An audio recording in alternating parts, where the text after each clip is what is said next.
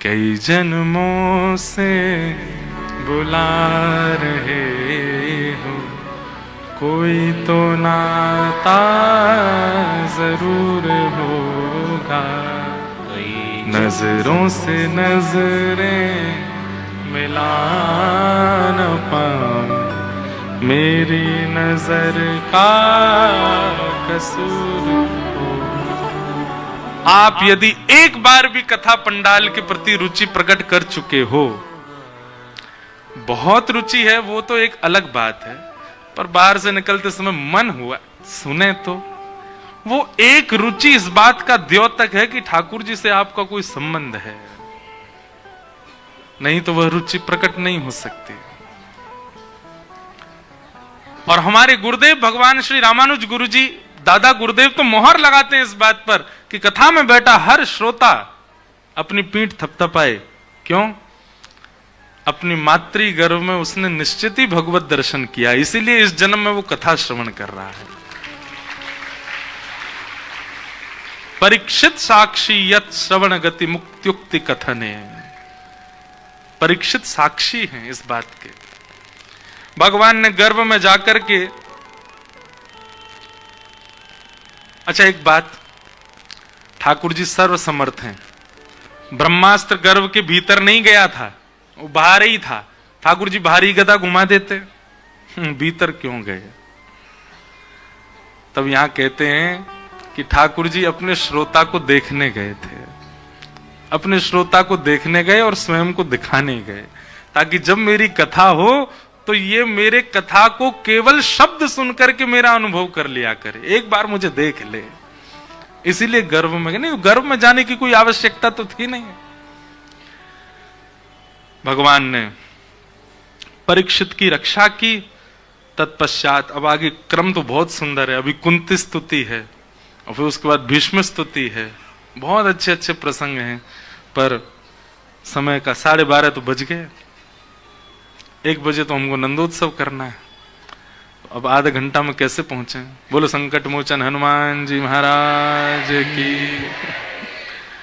तो अब क्रम कर देते हैं, क्योंकि देखो जब प्रवचनात्मक रूप से कथा होती है ना, तो फिर उसी भाव से प्रवचन फिर विस्तार से चलता। अब हम वक्ता तो प्रवचन वाले ही हैं, पर सप्ताह अनुष्ठानिक क्रम जब होता है तो फिर नियम से चौथे दिन नंदोत्सव होना जरूरी है। तो अब स्पर्श मात्र करेंगे प्रसंगों का, आप सब लोग ध्यान पूर्वक सुनिएगा। कुंती ने भगवान की स्तुति गाई। अच्छा, ये स्तुति प्रकरण हो क्यों रहा है? क्योंकि ठाकुर जी द्वारिका जा रहे हैं।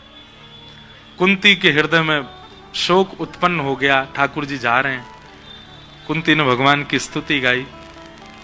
कुंती की स्तुति के पश्चात भगवान पुनः निकलने लगे तो युधिष्ठिर रोने लग गए। भगवान समझ गए युधिष्ठिर को अविश्वास के कारण रुदन हो रहा है।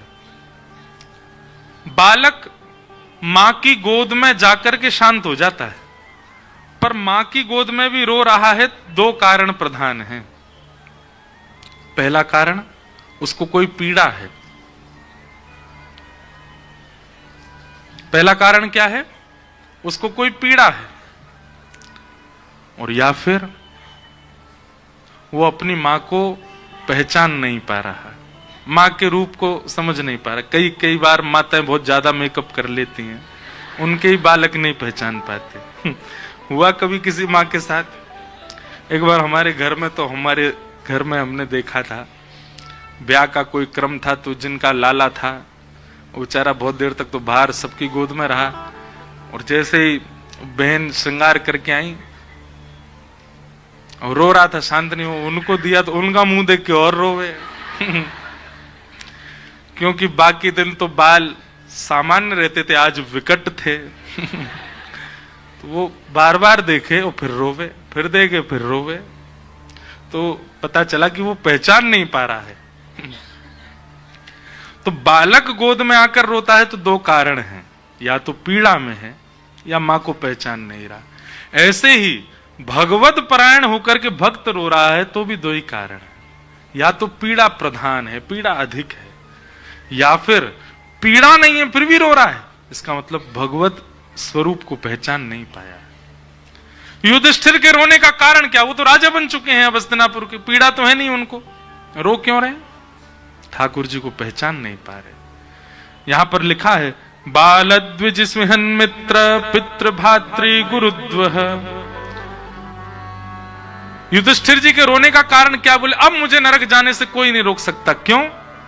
मैंने छोटे छोटे बालकों को अनाथ कर दिया, माताओं को विधवा कर दिया, कितने अपनों को मार दिया मैंने।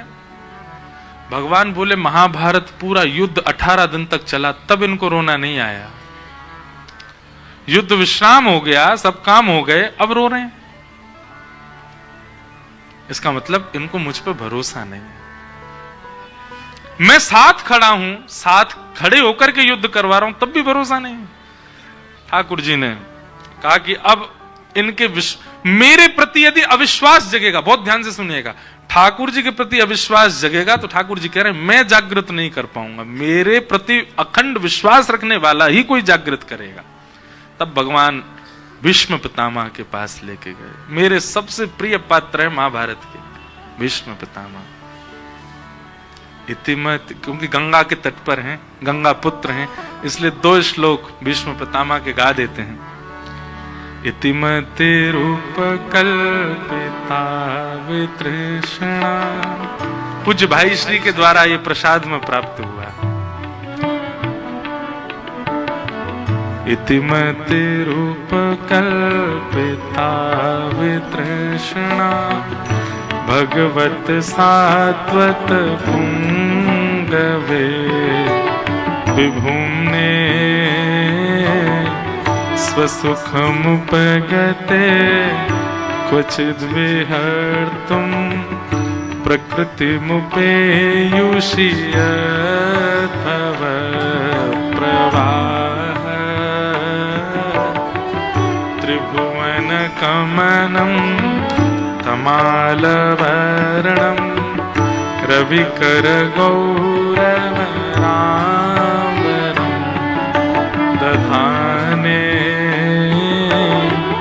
वपुरलककुला वृताननाब्जं विजय सखे रतिरस्तु मे वद्या। एक भाव जगा। भाई श्री हर वर्ष आते हैं महाशिवरात्रि पर। आप लोगों का सौभाग्य है कि आते हैं काशी। भाई श्री तो आते हैं, यहाँ श्रोता बन के रहते हैं, पर फिर भी एक बार भाई श्री को निवेदन कीजिएगा, आप करें, मान जाएंगे। गंगा जी का तट है, गंगा पुत्र की एक बार चर्चा उनसे सुनिएगा और भीष्म स्तुति सुनिएगा विस्तार से। 3-4 दिन और कोई प्रसंग नहीं, केवल भीष्म पितामह का। हम सत्य कह रहे हैं, भीष्म पितामह का जो प्रसंग है ना, अभी अवकाश नहीं तो मैं कहूं बहुत सुंदर है। इच्छा मृत्यु का किस प्रकार प्रयोग करना चाहिए। मैं एक बात कहता हूं भीष्म पितामह की स्तुति में कि इच्छा मृत्यु का वरदान केवल भीष्म पितामह को नहीं मिला है, जन्म लेने वाले हर व्यक्ति को इच्छा मृत्यु का वरदान है, परंतु उसने कभी मृत्यु की इच्छा ही नहीं की, मृत्यु की इच्छा प्रकट ही नहीं की है। मृत्यु का नाम सुनते ही भयभीत हो जाते हैं व्यक्ति। इच्छा हो, श्री गंगा जी का तट हो, यमुना का वंशीवट हो, मेरा सांवरा निकट हो, जब प्राण तन से। ये तो निश्चित है, यहां बैठा कोई व्यक्ति अगर मुझे हाथ उठा के यूं कह दे मैं नहीं मरने वाला, कोई है यहां पे ऐसा माई का लाल जो यूं कहे मैं नहीं मरूंगा? कौन कौन मरने वाला हाथ ऊपर करो। इसमें भी डर रहे हो? सबको पता है। शमशान में जब भ्रमण करते मणिकर्णिका को देख करके यूं नहीं लगता कभी हमको भी आना है एक दिन। कल रात्रि में जो उत्सव चल रहा था उसमें बहनें जो नृत्य कर रही थी, उसमें एक बढ़िया एक पंक्ति थी, मुझे याद नहीं, कि जीते जी काशी नहीं आए तो अर्थी में तो आना पड़ेगा, है ऐसा कुछ था ना। टीवी में इन्होंने मणिकर्णिका का ही दिखा दिया व्यासपीठ भैया। तो मरना तो सबको है, क्यों ना आप पहले से ही निश्चित कर लो, अपने मन में ही रखो, किसी को बताना नहीं। बता दो ठाकुर जी। लोग बाग लिख के जाते हैं, अपने बच्चों को बता के जाते हैं मेरी मृत्यु हो तो ऐसा करना है, ऐसा करना है। वो एक व्यवहारी बात है।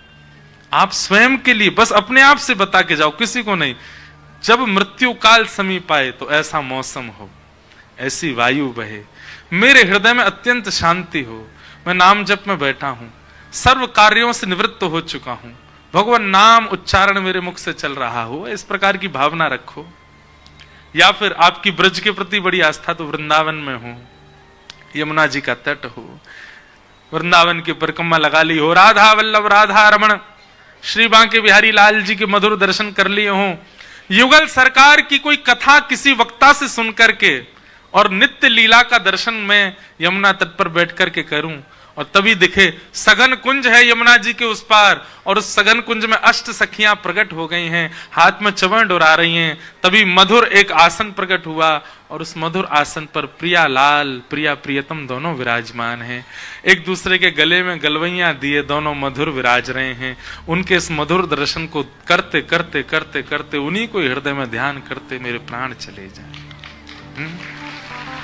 राधिका किशोरी संग रमण तुम्हारा, मुझको दिखा दो कभी ऐसा नजारा, फिर चाहे मैं मर जाऊं, फिर चाहे मैं मर जाऊं, बसा कर नैनन में, बिठा कर नैनन में।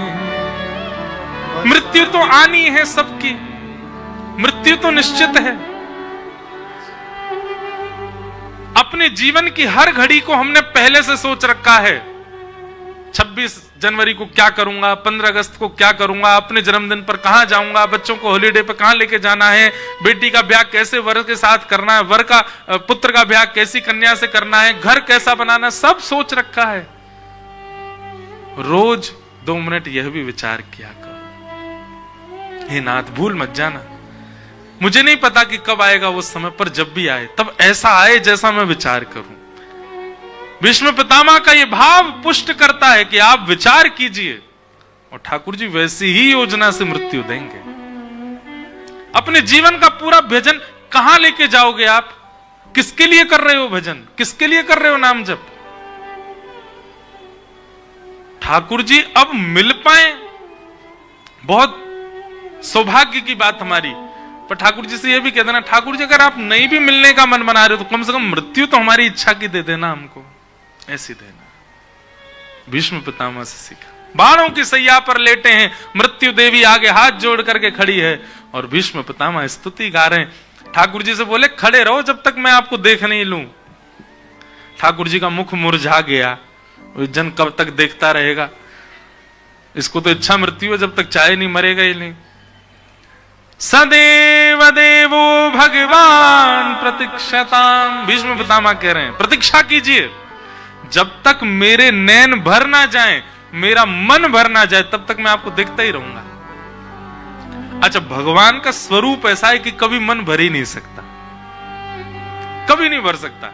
जैसे संसार का सौंदर्य का एक स्थिति होती है, एक लिमिटेशन होती है, लेकिन ठाकुर जी अनलिमिटेड है। अगर वो सामने आ गए तो आपका मन भरेगा ही नहीं उनको देखने से। भीष्म पितामह बोले जब तक मेरा मन ना भर जाए खड़े रहो। ठाकुर जी बोले मन तो भरेगा नहीं, अब खड़े रहो। तो ठाकुर जी का मुख थोड़ा मुरझा गया, तो भीष्म पितामह अगली बात में क्या कहते हैं, ये मुरझाया हुआ चेहरा नहीं चाहिए आपका, प्रसन्न हासारुड़ लो चलो लसत, प्रसन्न हो जाइए, आपके दोनों गाल गुलाब जामुन जैसे दिखने चाहिए मुझको, ये चमक यहां प्रकट होनी चाहिए, ऐसे रूप को देखूंगा तब प्राण त्यागूंगा। भीष्म पितामह ने अपने वश कर लिए ठाकुर जी, और खूब रज रज के ठाकुर जी की स्तुति गाई। और जब पूर्ण रूपेण, अब मेरा मन तो बहुत होता है मैं गा दूं थोड़ी, ललित गति विलास वल्गुहास प्रणय निरीक्षण कल्पितो रुमान कृतमनुकृतवत्य उन्मदान्धा प्रगति मगन किलयस्य गोपवध्वा। भीष्म पितामह कह रहे हैं, नाथ मैंने आपके इतने दर्शन किए, किसी ने नहीं किए होंगे। भगवान बोले कैसे? बोले संसार ने आपके चतुर्भुज रूप का दर्शन किया है, संसार ने आपके दो भुज रूप का दर्शन किया, चतुर्भुज रूप का दर्शन किया है, आपके द्वारिकाधीश रूप का दर्शन किया, पर मैंने ऐसा दर्शन किया वो किसी ने नहीं किया। भगवान बोले कौन सा दर्शन किया आपने? तो भीष्म पितामह कहते हैं, आहा सपदि सखिवचो निशम्य मध्ये निजपर योर वलयोर रथम निवेश्य स्थितवती परशई निकायु रक्षणा हतवती पार्थ सखे रतिर्ममास्तु। जब आप रथ हाँक रहे थे, अत्यंत कोमल श्री कृष्ण जो इतने कोमल हैं कि रूई को भी शर्म आ जाए उनके आगे, ऐसे कोमल श्री कृष्ण जब रथ के घोड़ों के उस रस्सी को पकड़ के चाबुक हाथ में लेकर के और जैसे उन रथ को हाँकते हुए चला रहे थे, उस समय घोड़ों के पैरों से उठने वाली धूल जब उड़ करके आपके मुखमंडल को आ रही थी, आपके प्रश्वेत के बिंदुओं से आकर के चिपक रही थी, उस समय आपके घुंघराले केश कुरुक्षेत्र की रणभूमि के रज से लंपित हो गए थे। और उस समय अर्जुन की रक्षार्थ आप इतनी द्रुत गति से अपनी नजरों को घुमाते थे, कहीं से भी कोई बाण आता उसको आप पहले देख लेते थे और तुरंत अपने रथ को द्रुत गति से वहां से विलग करते थे। कई बार कितने बाण अर्जुन पर आने वाले होते थे और आप खड़े होकर के अपने कवच पर उसको ले लेते थे। हे नाथ, एक रात्रि में चोरी चोरी आपके पास आया और पांडवों के शिविर में आकर के मैंने चोरी से भीतर झांक करके देखा, आप दर्पण के सामने खड़े थे और आपने जब अपने कवच उतारा तो उन बाणों की नोक से थोड़े थोड़े घाव आपके वक्ष पे हुए थे और आप प्रसन्न होकर के गर्म जल से उन घावों से निकलने वाले छोटे छोटे उन रक्त की बिंदुओं को आप पोंछ रहे थे। और प्रसन्न क्यों हो रहे थे? मैंने अर्जुन को एक एक छिद्र को पहुंचते हुए आप सोच रहे थे यह नहीं बचता तो अर्जुन को लग जाता, और आप अर्जुन का भाव सोच सोच करके उनको साफ कर रहे थे। गर्म जल से अपने मुख पर लगे हुए रथ के घोड़ों के पैरों से उड़ने वाली धूल को आप पहुंच रहे थे, अपने केश सुलझा रहे थे। उस समय आपके मुखमंडल पर अर्जुन के प्रति जो प्रेम दिख रहा था वो किसी ने नहीं देखा, वो मैंने देखा है। आपके सारे रूप देख लिए मैंने, लेकिन एक रूप मुझे देखना है जो मैंने नहीं देखा, और मैं अपनी स्तुति के अंत में आपको उस रूप की प्राप्ति के लिए प्रार्थना कर रहा हूं। भगवान बोले कौन सा रूप देखना है? ललित गति विलास वल्गुहास। हे नाथ, आप चतुर्भुज नहीं, दो भुज, अनेक मालाएं नहीं, केवल दो माला, और बाकी अदा से ललित गति से चाल चलते हैं जब वृंदावन की रज में, वृंदावन की कुंज गलियों में। मन होता है तो मधुर वेणु बजा लेते हैं, मन होता है तो मयूर के सामने जाके बैठ जाते हैं, मन होता है तो बैठी हुई गैया से अपनी टेक लगा करके लेट जाते हैं। मुझे उस रूप का दर्शन करना है। निश्चिंत श्री कृष्ण केवल वृंदावन में है, वहां चिंता नहीं है ठाकुर जी को कोई। उस आनंद रस सिंधु श्री कृष्ण का मुझे दर्शन करना है, और उसके लिए मैं आपसे प्रार्थना कर रहा हूं, मेरे प्राण निकले, मुझे मुक्ति मत दीजिएगा। भगवान बोले तो फिर क्या दूं? बोले मुझे ब्रजमंडल की कोई गोपी बना करके भेज दो, ताकि ब्रज में एक गोपी बन करके मैं आऊं, मैं भी दही मत करके एक मक्खन निकालूं, मक्खन निकाल करके छींके पर टांगूं और प्रतीक्षा करूं कब नंदन नंदन आएंगे मेरे इस माखन को चुराने के लिए। मुझे वो रूप देखना है आपका। जैसे गोपियों के कहने पर आप भिन्न भिन्न रूप धारण कर लेते हैं, कभी आप बंदर बन जाते हैं, कभी आप नाचने लग जाते हैं, कभी आप रोने लग जाते हैं, उन गोपियों के आप इतने अधीन हैं, वो गोपी मुझे बना दीजिए। प्रकृति मगन किल यस्य गोपबद्ध।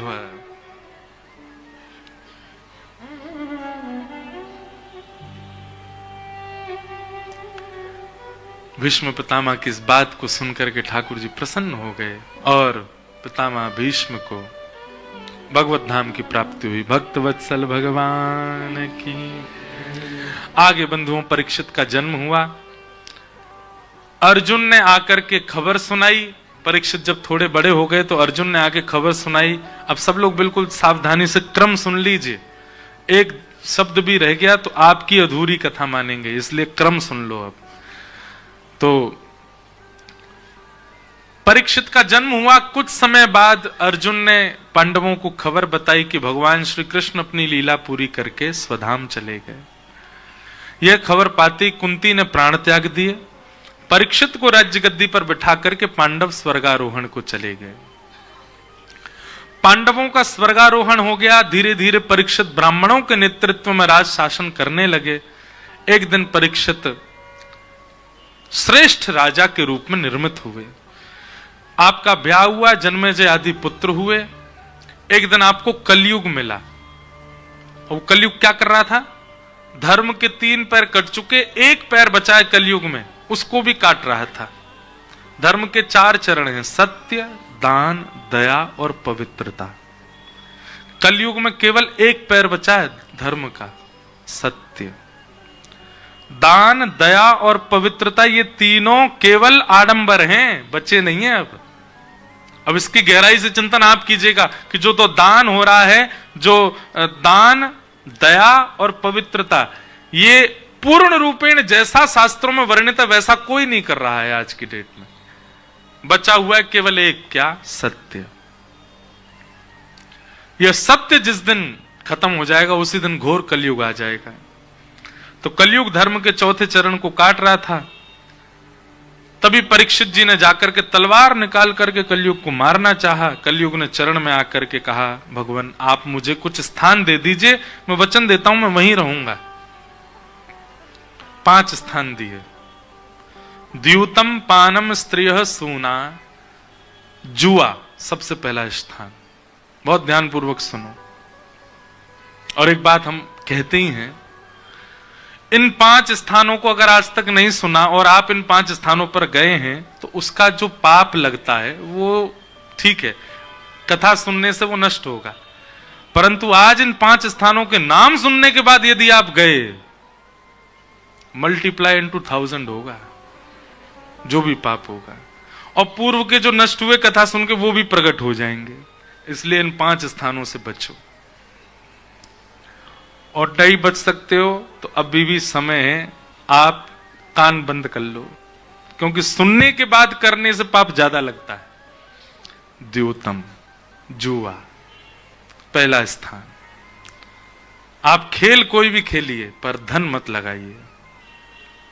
दूसरा, मदिरा पान, मद्य सेवन और महादेव के नाम लेकर के भांग का सेवन। महादेव भी तो पाते हैं। कई युवा उल्टे सीधे धुआं निकालते मुंह से, महादेव भी तो करते हैं। महादेव कह रहे हैं कंठ में विष भी रखा है, वो भी कर। ये भी किया है मैंने। 12 महीना गंगा रहती है सिर पर, ये भी कर। शमशान में ही सोते हैं, जाओ एक रात रह के दिखा दो।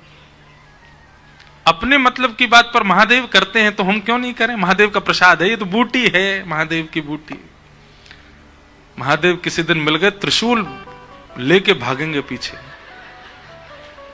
महादेव भगवान के नाम पर ये सब मत किया करो। द्यूतम पहला स्थान, पानम दूसरा स्थान। मद्य सेवन, और वह हर स्थिति जिससे आपका माइंड अनकॉन्शियस होता है, नशीले पदार्थ नहीं लेने, उसमें कलयुग का निवास। द्यूतम, पानम। और तीसरा, पर स्त्री पर पुरुष संग। विवाह के उपरांत किसी के प्रति भी को भाव नहीं, उसमें कलयुग का निवास है। और चौथा स्थान, हिंसा में रुचि, लड़ाई झगड़ा मार काट, वे वजह कलेश। पता चल गया कि ये काम गड़बड़ किया है किसी ने, अब आप उसको आपको पता है कि ये काम बता करके ठीक करवाया जा सकता, पर आप लड़के ही ठीक करवा रहे हो। ये एक प्रकार से कलयुग का स्वरूप है। वैष्णव का स्वभाव है वो विवाद से बचता है, ज्यादा विवाद में नहीं पड़ता। उसको लगता है कि ये समझा करके हो सकता है तो समझा देगा। जब स्थिति समझाने से भी नहीं सुधर रही तब क्रोध का समय होना चाहिए। पहले ही क्रोध कर दोगे तो उसमें कलयुग का निवास। तो द्यूतम पानम स्त्रिय सूना, 4 स्थान दिए। कलयुग ने कहा मेरा परिवार थोड़ा सा बड़ा, 1 स्थान और दीजिए। तो पुनश्च याचमानाय जात रूप मदात प्रभु, 5वां स्थान उसको दिया। बिना मेहनत के कमाया गया धन, अनीति से कमाया गया धन। इन 5 जगहों से केवल बच जाइए आप, और इन 5 से संबंध रखने वाले जो भी स्थान है उनसे बच जाइए बस। बापू एक बात कहते हैं कथा में, सत्संग ना बने चलेगा पर कुसंग मत करो।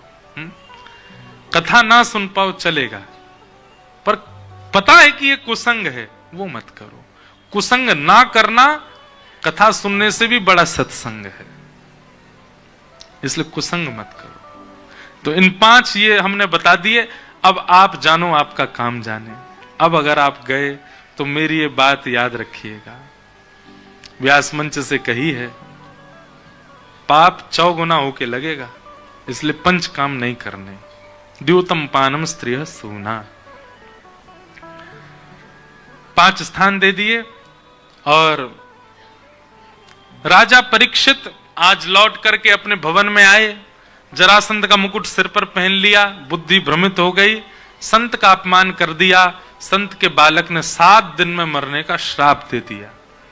श्राप से व्याकुल राजा परीक्षित अपनी मुक्ति का उपाय खोजने के लिए गंगा तट पर गए। संतों ने आकर के अनेक उपाय बताए। तत्र भवद भगवान व्यास पुत्रो, तभी वहां व्यास पुत्र श्री सुखदेव जी का आगमन हुआ। और सुखदेव जी ने आकर के कहा, राजन तुम मुक्ति की कामना कर रहे हो, बहुत ध्यान से सुनिएगा सब लोग, मुक्ति की कामना कर रहे हो, वो भी 7 दिन में। मुक्ति के लिए 7 दिन की आवश्यकता नहीं होती, तो एक क्षण। व्यक्ति ने जीवन भर कितने अभी गलत किया हो, लेकिन उसकी अंतिम श्वास निकलते समय उसके मुख से राम यदि निकल आवे, उसके मुख से हरि निकल आवे, उसके मुख से भगवान नाम उच्चारित हो जाए, नारायण उच्चारित हो जाए, तो उसके जीवन में उसने जितना कुछ भी किया है सब शून्य हो जाएगा, उसको भगवत प्राप्ति हो जाएगी, मुक्ति मिल जाएगी। लेकिन ये सुनने में जितना आसान लगा आपको, घटने में उतना ही कठिन है। जन्म जन्म मुनि जतन कराही, अंत राम कही आवत नाही। एक जन्म नहीं, यहां हम 1 महीना चातुर्मास भी अगर हम कर लेते हैं तो हम लोग अपने आप को किसी सिद्ध से कम नहीं समझते। पर संतजन कह रहे हैं जन्म जन्म तक भी आप नाम का आश्रय ले लो तो भी अंतिम श्वास में नाम नहीं निकलेगा मुख से। सब याद आ जाएंगे, राम याद नहीं आएंगे। इस संसार में सबसे कठिन यदि कुछ है तो वो अंतिम श्वास निकलते समय भगवत स्मरण, वो नहीं बन पाएगा। पता नहीं क्या होता है, अंतिम श्वास निकलते समय आप हरि को भूल जाओगे, बाकी सब याद रहेगा आपको। आपके बच्चे कितने हैं, नाती कितने हैं, संती कितने हैं, पोते कितने हैं, बैंक में अकाउंट नंबर भी याद होगा आपको, बैंक में कितना रखा है ये भी पता होगा, तिजोरी में कौन सी कितने तोले की चेन कहां पड़ी है ये भी याद होगा आपको, सब याद आ जाएगा। पर उस समय मृत्यु काल में कंठे गुरगुरायते, कंठ गुर गुर करने लगेगा और भगवान को भूल जाओगे, अंत में भगवत स्मरण नहीं बन पाता। लेकिन श्री सुखदेव जी महाराज परीक्षित से कहते हैं, परीक्षित 7 दिन में मृत्यु का श्राप लगा है तुमको, अभी तो 7 दिन हैं और मुक्ति के लिए तो 1 क्षण काफी। तुम्हारे जब प्राण निकल रहे हों उस समय अगर हम सब संतजन बैठ करके कीर्तन कर दें और कीर्तन सुनते सुनते तुम प्राण त्याग दो, मुक्ति मिल जाएगी। 7 दिन का क्या करोगे, इतनी अवधि का क्या करोगे? परीक्षित बोला आज्ञा करें। बोले तुम मुक्ति नहीं, तुम भक्ति मांगो। भक्ति एक क्षण में नहीं आ सकती। भक्ति के लिए तो गुरु कृपा, और गुरु कृपा के लिए थोड़ी अवधि तो चाहिए। इसलिए तुम मुक्ति की कामना मत करो, तुम भक्ति की कामना करो। मुक्ति का मतलब मृत्यु के बाद भगवान का दर्शन, और भक्ति का मतलब जीते जी भगवत दर्शन। 7वें दिन तक्षक सर्प डसे। तुम कामना ये मत करो उसके बाद तुम्हें मुक्ति मिले, तुम कामना ये करो कि 7वें दिन तक्षक सर्प डसे, उससे पहले पहले मैं भगवत परायण हो जाऊं, भगवत दर्शन कर लूं। हम सब ने विचार कर रखा है कि वैकुंठ जाएंगे, शिवलोक जाएंगे, साकेत धाम जाएंगे। शिवलोक को यहीं उपस्थित करो, साकेत को यहीं प्रकट कर दो, वैकुंठ को यहां प्रकट करो। मीराबाई ने यही किया, ध्रुव ने यही किया, प्रहलाद ने यही किया, सूरदास ने यही किया। और हम लोग सोच के बैठेंगे वहां जाएंगे। कैसे आऊं रे नंद लाला तेरी गोकुल नगरी, बड़ी दूर नगरी। बहुत दूर है ठाकुर जी। अगर मृत्यु के बाद मुक्ति का मन बना के बैठे हो तो आप बहुत बड़े घाटे में जी रहे हो। ऐसी भक्ति करो, वो दूरी पार करना हमारे लिए असंभव है, ठाकुर जी के लिए नहीं। भक्ति ऐसी करो ठाकुर जी आ जाएं। दिन को आऊं तो लाला, रात को आऊं तो कान्हा, डर मोहे लागे। रात को आऊं तो कान्हा, डर मोहे लागे। मीराबाई गा रही है। दिन को आऊं तो देखे सारी नगरी, बड़ी दूर नगरी। दिन को आऊं तो देखे सारी नगरी, बड़ी दूर नगरी। मीरा के प्रभु गिरधर नागर, मीरा के प्रभु गिरधर नागर। तुमरे दरस बिन मैं तो हो गई बावरी, बड़ी दूर नगरी। तुमरे दर्श बिन में तो हो गई बावरी, बड़ी दूर नगरी। दूर नगरी, बड़ी दूर नगरी। दूर नगरी, बड़ी दूर नगरी। मैं हरि प्राप्त करूं, ये कॉन्सेप्ट गलत है। निर्माण स्वयं का ऐसा करो कि हरि तुम्हें प्राप्त करे, हरि तुम्हारे पास है। और ये भागवत का कॉन्सेप्ट है, मुक्ति नहीं भक्ति। परीक्षित 7 दिन बचे हैं, जीते जी भगवत दर्शन हो, ऐसा प्रश्न करो। तब परीक्षित ने कहा अब मुझे मुक्ति की चिंता नहीं, अब तो जितने दिन मेरे जीवित बचे हैं उसमें मुझे भगवत दर्शन कराओ। तब शुकाचार्य जी कहते हैं वो तो एक ही उपाय से होगा, भागवत की कथा सुनो। और तब परीक्षित जी को भागवत की कथा श्री शुकाचार्य जी श्रवण कराते हैं। कथा में आगे बंधुओं सृष्टि प्रसंग सुनाया गया। सृष्टि प्रसंग के बाद एक अति अद्भुत प्रसंग है कपिल देवभूति संवाद, जहां पर देवभूति माता को भगवान कपिल ज्ञानोपदेश करते हैं। कपिलोपाख्यान सुनाया गया, कपिलोपाख्यान को प्रणाम करते हैं। तत्पश्चात सती चरित्र आया। सती चरित्र के बाद भगवान के परम वैष्णव भक्त श्री ध्रुव जी का प्रसंग सुनाया गया। ध्रुव जी ने किस प्रकार एक बाल अवस्था में भगवत प्राप्ति। अब देखो थोड़ा सा समझो, ध्रुव जी बालक हैं इसलिए भगवान मिल गए? नहीं। भक्ति में क्या ऐसी प्रधानता होती है जिससे ठाकुर जी मिलते हैं? बहुत ध्यान से सुनो। आप नाम जप कितना करते हैं ये जरूरी नहीं, आप तप कितना करते हैं ये जरूरी नहीं, आप आहुति यज्ञ में कितनी डालते हैं ये आवश्यक नहीं, आप मौन कितना रहते हैं ये आवश्यक नहीं, आप अनुष्ठान कितने करते हैं ये आवश्यक नहीं, आप कथा कितनी सुनते हैं ये आवश्यक नहीं, पर आप जो कुछ भी करते हैं उसमें उत्सुकता कितनी रहती है ये आवश्यक है। आप उत्सुक हो कि नहीं? आप उत्साहित हो के नहीं, ठाकुर जी से मिलने के लिए व्याकुल हो के नहीं, आपकी व्याकुलता भगवत प्राप्ति कराती है। नियम से ठाकुर जी नहीं मिलते। कई लोग, क्षमा कीजिएगा, वो नियम के प्रति इतने सजग रहते हैं कि वो नियम को करने में कभी कभी उनमें अभिमान दिखने लग जाता है। नियम प्रधान नहीं होना चाहिए, नियम के प्रति आपकी उत्सुकता प्रधान होनी चाहिए, आपकी व्याकुलता। उद्देश्य क्या है नियम का? कई बार नियम करते करते हमारे नियम का उद्देश्य पता क्या बन जाता? दिखावा, इसको पता चले मेरा ये नियम है। नहीं, नियम का उद्देश्य तो हरि ही रहने चाहिए।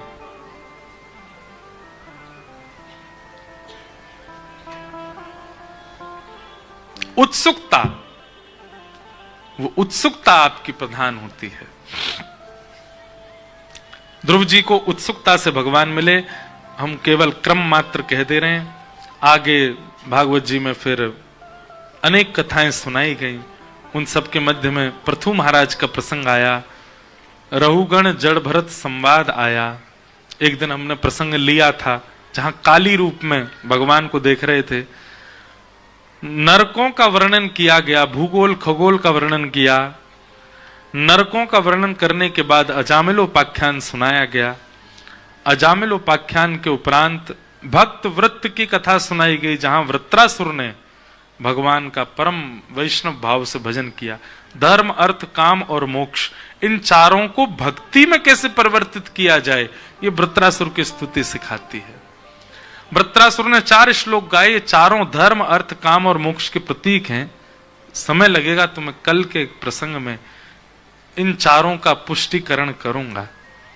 धर्म कैसे भक्ति बने, अर्थ कैसे भक्ति बने, काम कैसे भक्ति बने और मोक्ष कैसे भक्ति बने, बहुत सुंदर है। उसके लिए समय चाहिए, इसलिए मैं कल के प्रसंग में उसका विस्तारीकरण करूंगा।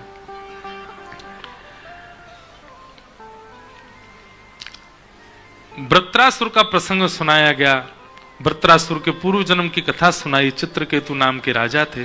तत्पश्चात प्रहलाद चरित्र आया। श्री प्रहलाद जी महाराज के भक्ति भाव से भगवान खंभ भेदन करके प्रकट हो गए और नृसिंह रूप का प्रादुर्भाव हुआ। ऐसे नृसिंह भगवान को प्रणाम करते हैं। नृसिंह भगवान के उपरांत फिर देवासुर संग्राम, और देवासुर संग्राम में भगवान वामन बन करके आए। देवासुर संग्राम के बाद बलि के यहां तीनों लोकों की भिक्षा लेकर के ठाकुर जी आए, वामन बन करके ठाकुर जी आए। ऐसे वामन भगवान को प्रणाम। ये सब जो चरित्र आज हम सूक्ष्म कह रहे हैं, सबको कल से थोड़ा थोड़ा कहेंगे।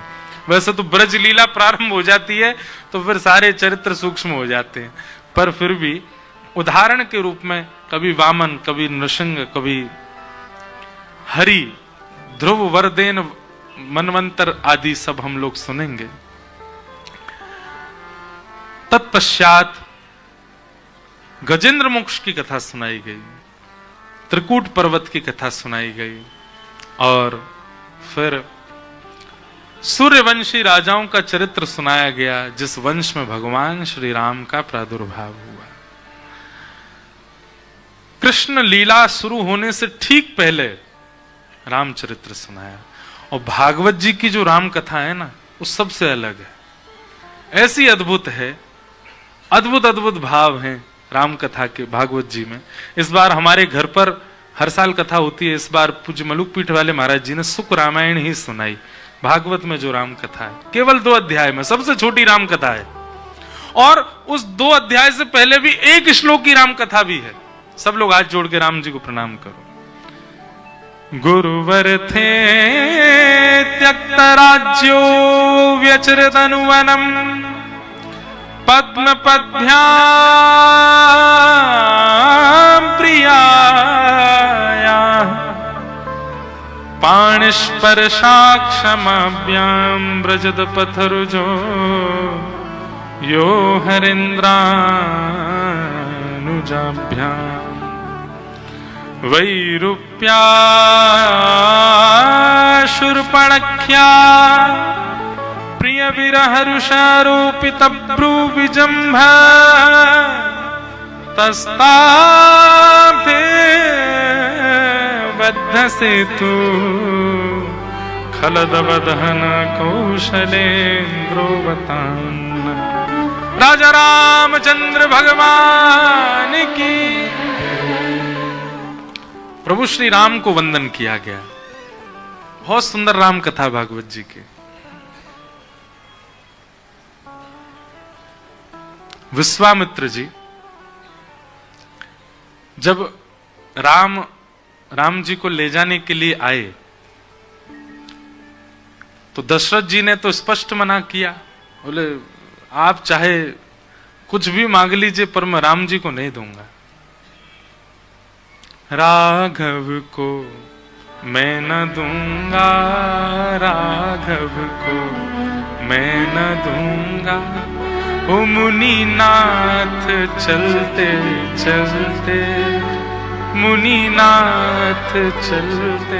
एक प्रसंग के माध्यम से राम जी को प्रणाम कर रहे हैं।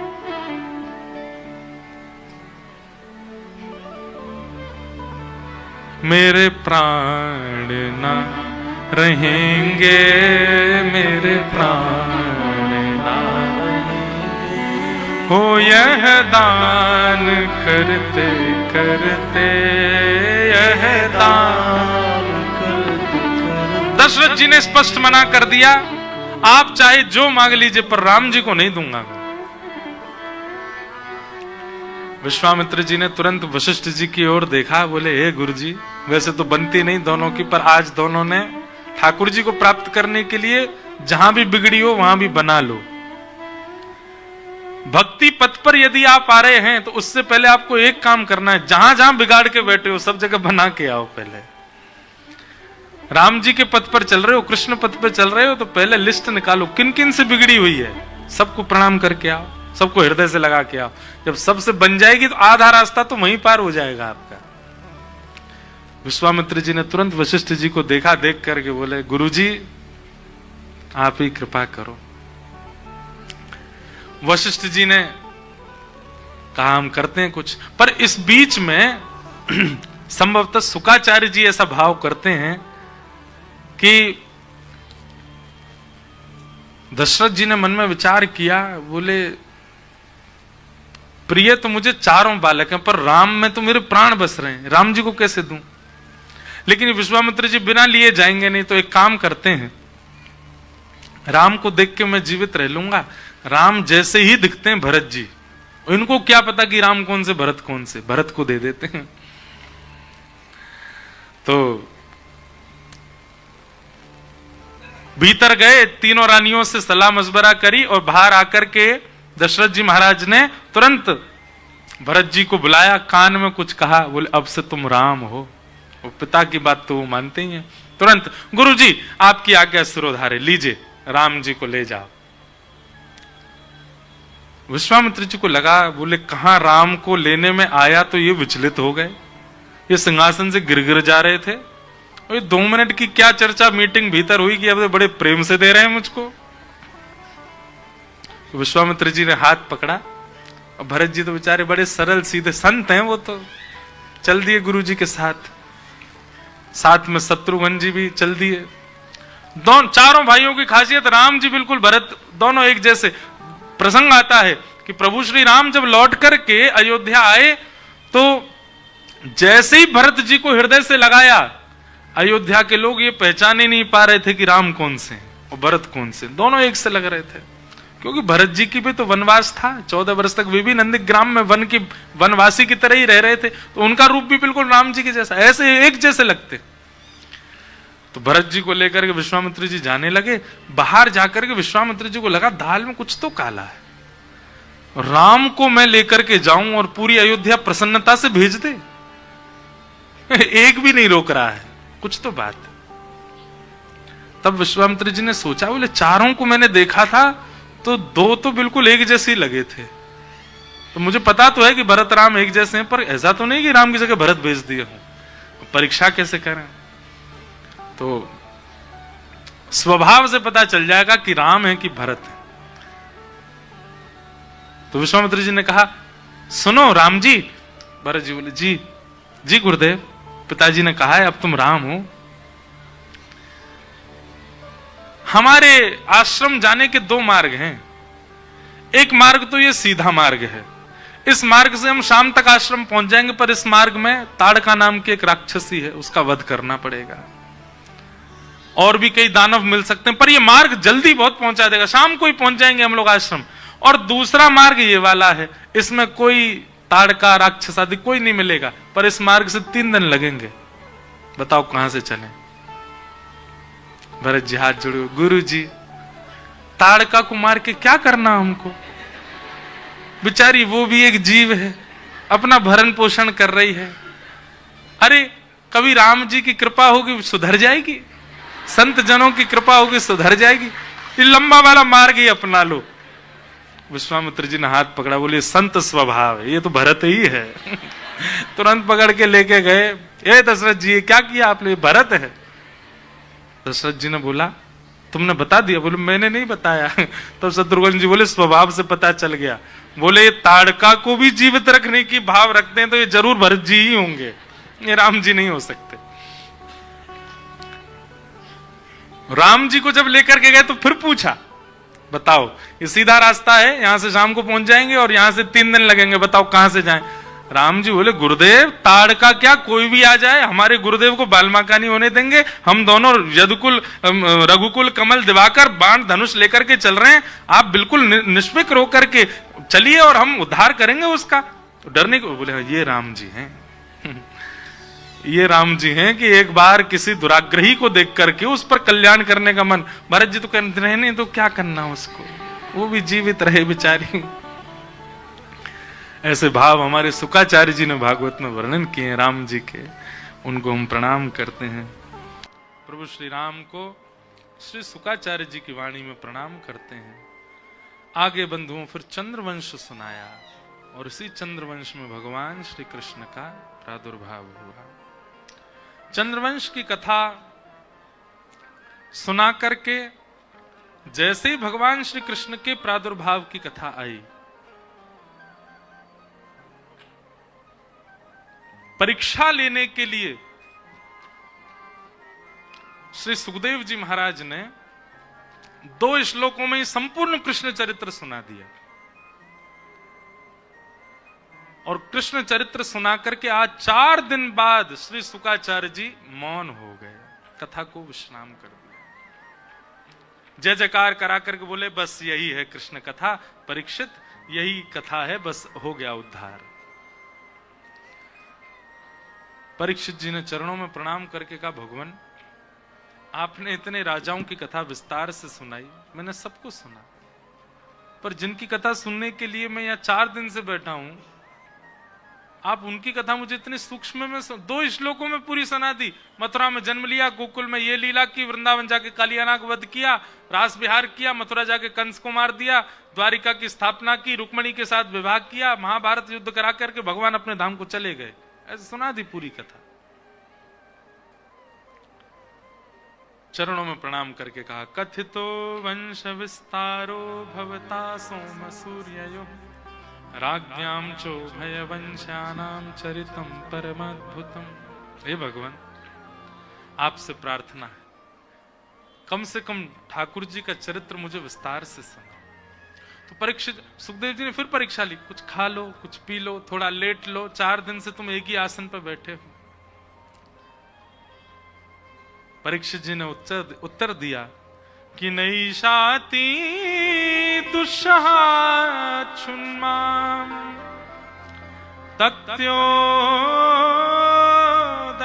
बाधते पिबन्तं त्वन्मुखाम्भोजं च्युतं हरिकथामृतम्। भगवान अब मुझे भूख नहीं लगती, मुझे प्यास नहीं लगती, मुझे निद्रा नहीं है, आप जो कथा सुना रहे इसी से ही मेरा पेट भर रहा है, इसी से मेरी प्यास बुझ रही है। और क्षमा करें, शरीर को जो आराम चाहिए होता है वह भी अब मुझे कथा से ही मिल रहा है। यद्यपि आप कथा नहीं सुनाएंगे तो एक भूखे व्यक्ति की जो स्थिति हो जाती है वो मेरी हो जाएगी, एक प्यासे की जो व्याकुलता हो जाती है जल के बिना वो मेरी हो जाएगी। इसलिए कृपा करके अब जल, अन्न और शयन तीनों के स्थान पर अब कथा आ चुकी है, कृपा करके आप केवल कथा सुनो।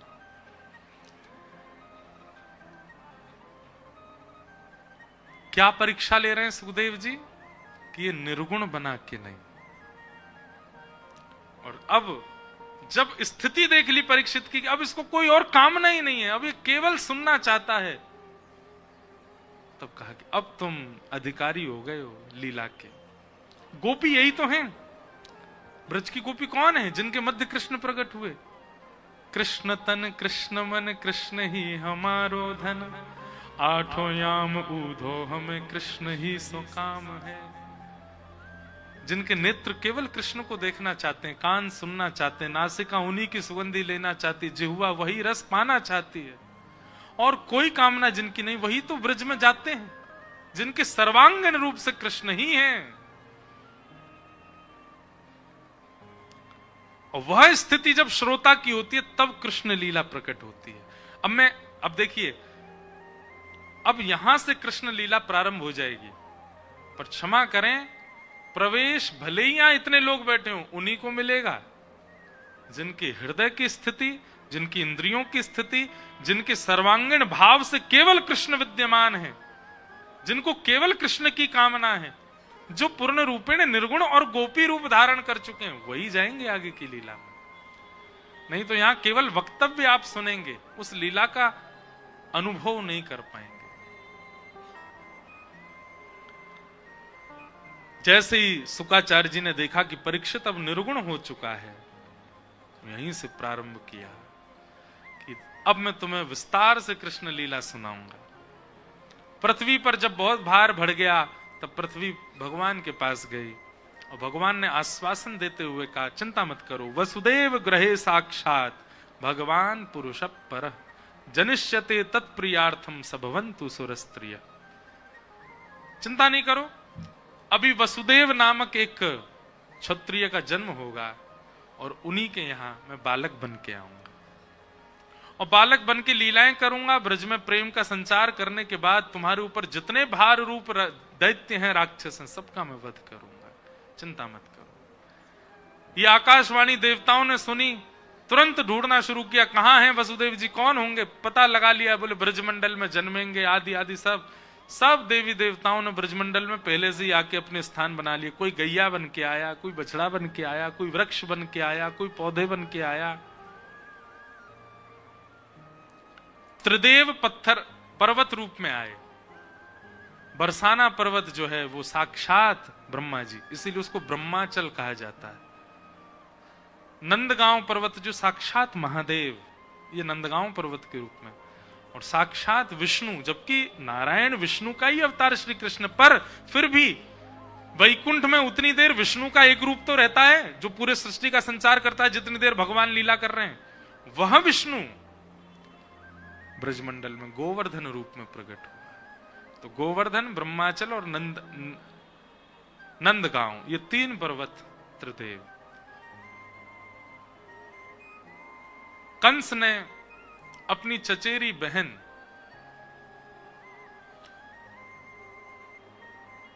देवकी का विवाह सूरसेन राजा के पुत्र वसुदेव जी के साथ किया। अपनी बहन को विदा करने के लिए स्वयं जा रहा था, तभी आकाशवाणी हो गई, इन्हीं का 8वां गर्भ तेरा काल होगा कंस। और ये बात सुनते ही कंस को क्रोध आया, वध करने के लिए जैसे तलवार उठा करके मारने लगा। वसुदेव जी चरणों में गिर गए, इसको मत मारो, हम वचन देते हैं जितने बालक होंगे हम सब आपको दे देंगे, बालकों से आपको पीड़ा है, इसको मत मारो। कारागृह में डाल दिया अपनी बहन को और दामाद को। 6 बालकों को कंस ने मार दिया। 7वें बालक के रूप में स्वयं शेषनाग ही बलराम जी के रूप में आए। लेकिन 2 महीने बाद ही भगवान ने योग माया, यहां से थोड़ी दूर पे ही विराजमान है, विंध्यवासिनी मैया। भगवान ने उनसे आज्ञा की, बोले देखो हमारा एक काम करो। बोले क्या? बोले ब्रह्मा जी, ये शेषनाग जो हैं ये बलराम जी बन के, बड़े भैया बन के गए, और ये इस बार इतने क्रोध में गए हैं कि ये जन्म लेते ही कंस को मार देंगे, तो जो काम हमारा है वो हम कर ही नहीं पाएंगे, ये पहले भैया ही कर देंगे जाके। और कभी रोहिणी जी ने भी अपने पूर्व जन्म में भगवान से प्रार्थना की थी कि या तो आप या आपके कोई अत्यंत समीप के ये मेरे यहां पुत्र बन के आए। रोहिणी मैया गोकुल में विराजती हैं। ये वसुदेव जी की 7 पत्नियां हैं, उनमें से एक रोहिणी है। कृपा करके देवकी मैया के गर्भ के बालक को आप रोहिणी के गर्भ में स्थानांतरित कर दो।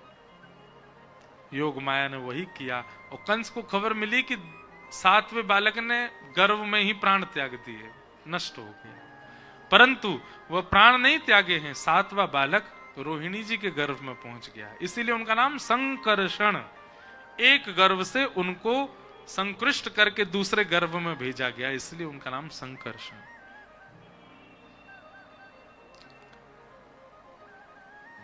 अब आ रहे हैं 8वें बालक।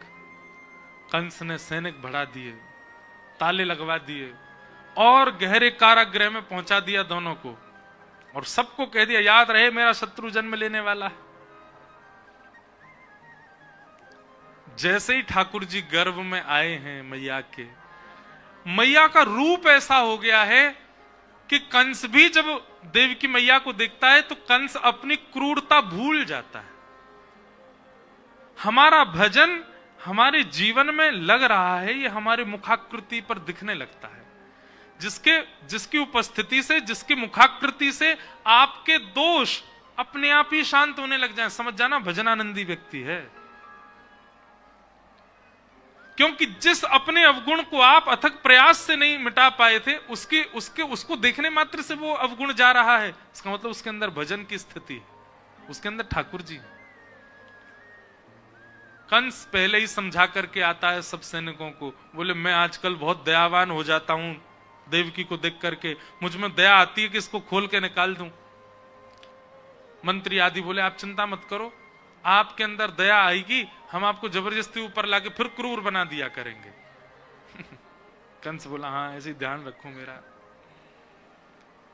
कंस ज्यादा जाता भी नहीं है कारागृह में। क्यों? देवकी को देखते ही उसके अंदर प्रेम आ जाता है, उसके नेत्रों से आंसू गिरने लगते हैं।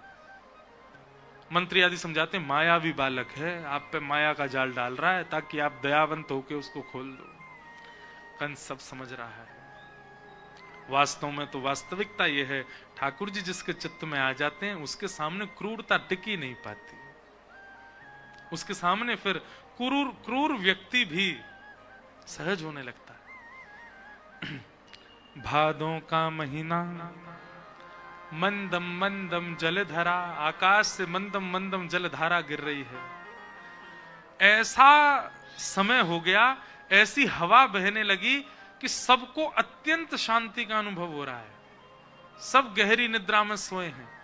आज 4-5 करवट बदलने के बाद भी जिनको नींद नहीं आती, आज उनको एक ही बार में नींद आ गई है। ऐसा समय हो गया था जिस दिन ठाकुर जी प्रकट हो गए। सब गहरी निद्रा में सोए, पूरा विश्व सोया है। पवन देव मंदिराचल पर्वत के पास गए और जितने भी चंदन के वृक्ष थे उन समस्त चंदन वृक्षों से सुगंधी अपने ऊपर समेट करके बह रहे हैं। सबको अत्यंत सुगंधी का अनुभव हो रहा है। वर्षा ने मानो मंदम मंदम जल धरा से पूरी पृथ्वी को पवित्र किया। ठाकुर जी आने वाले हैं। सब गहरी निद्रा में सोए हैं, केवल 2 लोग जागे हैं, वसुदेव और देवकी। और जैसे ही अर्धरात्रि हुई, बिल्कुल मध्यस्थ चंद्रमा जैसे हुए हैं, कंस के कारागृह में देवकी मैया के गर्भ से एक दिव्य तेज पुंज प्रकट हुआ और शंख चक्र गदा पद्म धारण करके साक्षात हरि नारायण प्रकट हुए हैं। बोलो बाल कृष्ण लाल की। आप लोग धीरे जय इसलिए बोल रहे हो कि कंस उठ ना जाए। बोलो बाल कृष्ण लाल की। वाह,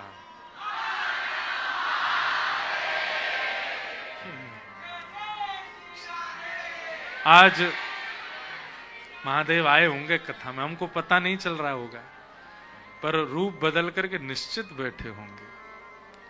आज ठाकुर जी का जन्मोत्सव है, आनंद करने आए होंगे। भैया देख लो, हम पहले ही बता दें, अपने चश्मा संभाल लो। जो भी महंगे आभूषण पहन करके माताएं बहनें आई हैं, क्योंकि चौराग्रगण्य की कथा है ना, तो कई बार वो लोग भी आ जाते हैं कथा में, तो अपने आभूषण बचा लो। छोटे छोटे बालक अगर कहीं डोल रहे हों, उनको गोद में लेके बैठ जाना। आप लोगों की संख्या बहुत ज्यादा है, इसलिए बहुत सावधानी से आप लोग कोई भी ठाकुर जी के उत्सव में, वैसे तो विघ्न कभी आता नहीं, पर ध्यान हमको रखना चाहिए, इसलिए बहुत सावधानी से रहिएगा।